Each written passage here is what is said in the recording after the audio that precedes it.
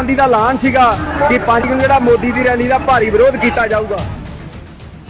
अरे बेवकूफो, जो कहते हैं मोदी डर कर लौट आए वो ये नहीं जानते कि 5 मिनट और रुक जाते तो क्या से क्या हो जाता। ट्रिगर पर उंगली आ ही गई थी। 1 मिनट में 2600 राउंड फायर। गांव में पित्तल भर देती इन कमांडोज की ऑटोमेटिक गन। प्रदर्शन जीवी के सिर से पांव तक इतने छेद हो जाते कि कंफ्यूज हो जाते सांस कहां से ले, और बाकी तो आप खुद ही समझदार हैं। अभी तो मोदी को बचाने के लिए आंखों में गुस्सा उतर ही रहा था। अभी तो बॉडी लैंग्वेज आम से खांसी हुई थी। अभी तो बस एक हुक्म का इंतजार हो रहा था। एक इशारे पर ऐसा तांडव होता कि झंडा उठाने वाले जन्मों जन्मों तक उठना भूल जाते। पंजाब से मोदी डर कर वापस नहीं आए। मोदी नहीं आते तो क्या होता जान लीजिए। दुनिया के सबसे घातक हथियारों से लैस मोदी के एसपीजी कमांडोज को देखिए।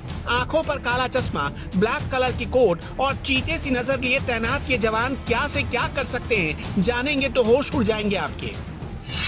प्रदर्शनकारी बीजेपी का झंडा लेकर पीएम मोदी के काफिले तक पहुंच चुके थे।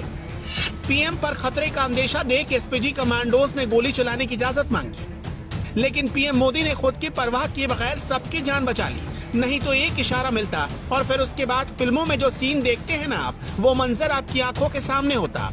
अगर आप सोच रहे हैं कि 2-4 एसपीजी के जवान ही तो खड़े हैं, ये क्या बिगाड़ लेते? अरे ये 2-4 ही 2-4 हजार को निपटाने की हैसियत रखते हैं। ये माँ की कोख से पैदा होते ही मौत से दोस्ती कर बैठने वाले लोग होते हैं। एसपीजी के ऑफिसर्स को वर्ल्ड क्लास ट्रेनिंग से गुजरना पड़ता है। ये वही ट्रेनिंग है जो United state secret service agents को दी जाती है। SPG commandos automatic gun FNF 2000 assault rifle से लैस होते हैं। ये मेड इन बेल्जियम राइफल है जो 1 मिनट में 850 राउंड फायर करती है। कमांडोज के पास FNP-90 सबमशीन गन होती है जो 1 मिनट में 900 राउंड तक फायर कर सकती है। इसकी रेंज 200 मीटर की होती है। इन कमांडोज के पास FN SCAR H assault rifle होते हैं। ये 1 मिनट में 850 राउंड फायर कर सकते हैं और इनकी रेंज 400 मीटर की होती है। इन कमांडोज के पास फोल्ड होने वाली बुलेट प्रूफ शील्ड होती है। गोलीबारी होने पर यह प्रधानमंत्री के सामने फैला दी जाती है। इसके पीछे रखकर पीएम को सुरक्षित निकाला जा सकता है।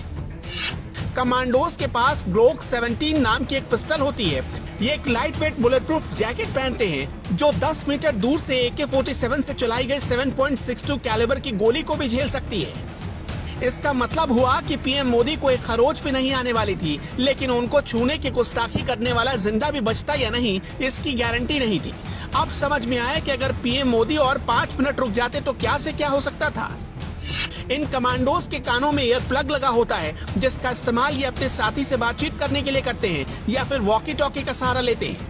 इनके जूते भी आम जूतों से काफी अलग होते हैं। ये किसी जमीन पर नहीं फिसलते। ये कमांडोज चश्मा भी पहनते हैं जो उनकी आंखों को हमले से बचाते हैं और किसी भी प्रकार का डिस्ट्रैक्शन नहीं होने देते।